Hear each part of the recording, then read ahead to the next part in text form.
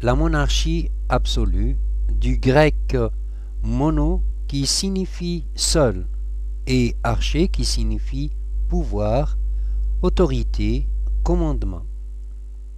Absolu, c'est du latin absolutus et du verbe absolvere qui signifie absoudre, être délié d'eux, détaché d'eux.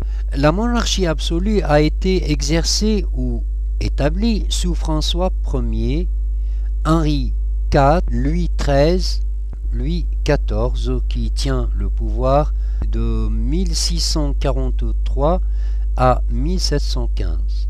Alors ce système de gouvernement est bien particulier parce que l'État est centralisé entre les mains du roi. C'est donc le roi qui gouverne en son conseil tout en étant entouré de différents conseils.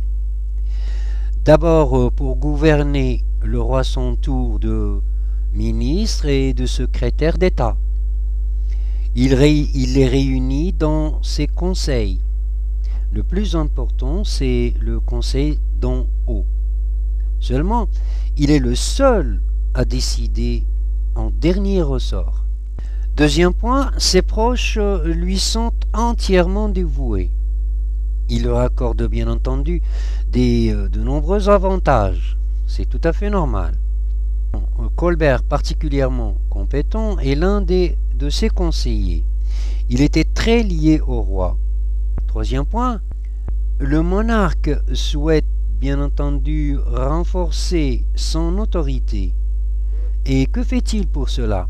Il fait venir au château de Versailles la haute noblesse pour mieux les contrôler en les mettant bien entendu sous ses yeux. Les intendants sont ses yeux et ses oreilles dans les provinces. Il peut les nommer et les révoquer. Ils doivent appliquer et faire respecter ses décisions.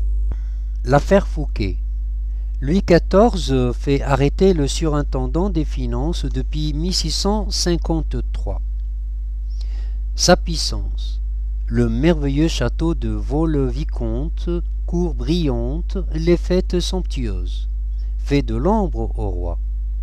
Le roi dit à ce sujet: j'ai décidé de ne pas prendre de Premier ministre, rien n'étant plus indigne que de voir d'un côté toutes les fonctions et de l'autre le seul titre de roi.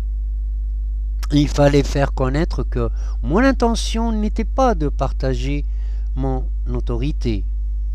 Louis XIV, 1661.